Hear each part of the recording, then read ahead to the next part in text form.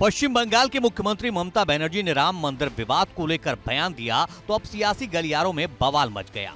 BJP के तमाम नेता पश्चिम बंगाल के मुख्यमंत्री ममता बनर्जी पर आग बबूला हो उठे। होना भी लाजमी था क्योंकि ममता बनर्जी ने सार्वजनिक मंच से राम मंदिर की प्राण प्रतिष्ठा के आयोजन को बीजेपी की नौटंकी जो कह डाला है।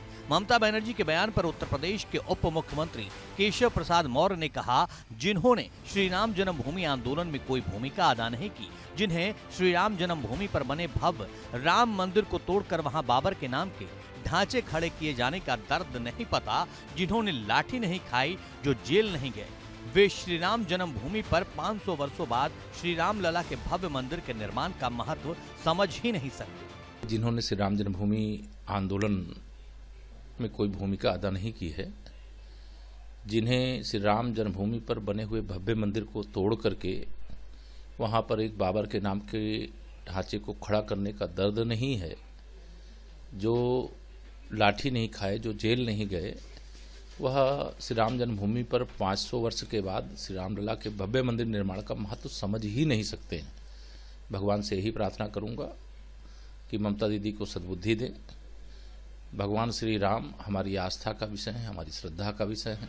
न सिर्फ केशव प्रसाद मौर्य बल्कि केंद्रीय मंत्री नित्यानंद राय ने भी ममता बनर्जी पर हमला करते हुए कहा, सिर्फ ममता बनर्जी ही नहीं बल्कि पूरा घमंडिया गठबंधन घबराया हुआ है, क्योंकि इन लोगों की नीतियों में सनातन का विरोध कर तुष्टीकरण की नीति से वोट को इकट्ठा करने की तैयारी रहती थी। अब ऐसे लोगों की दुकान बंद होने वाली है। ममता जी ही नहीं, पूरा घमंडिया गठबंधन घबराया हुआ है, इसलिए कि इन लोगों की नीति में हिंदुओं का विरोध करके, सनातन का विरोध करके तुष्टीकरण की नीति से वोट को इकट्ठा कर अपने सत्ता को बरकरार रखने में हमेशा जो इनकी तैयारी होती थी और जो लगता था कि पूरे भारत की राजनीति इसी पे है और इसका नुकसान जो देश को तुष्टीकरण के कारण मिलता था, जो विभेद पैदा होता था, अब वैसे विभेद पैदा करने वाले लोगों की दुकान बंद होने वाली है, राजनीति समाप्त होने वाली है। दरअसल ममता बनर्जी ने कहा कि मैं उस उत्सव पर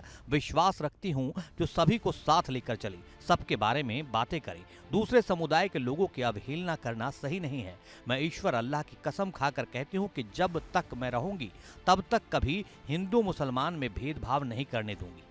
ममता बनर्जी ने आगे कहा, आप कोर्ट के दिशा निर्देशों के तहत ऐसा कर रहे हैं, आप चुनाव से पहले नौटंकी शो कर रहे हैं, करें, लेकिन दूसरे धर्मों को छोटा मत समझो। मैं वादा करती हूं कि जब तक मैं जिंदा हूं धर्मों के बीच बंटवारा नहीं होने दूंगी। ममता बनर्जी ने धमकी भरे लहजे में कहा कि आपने सीएए और एनआरसी के दौरान मेरा आंदोलन देखा है।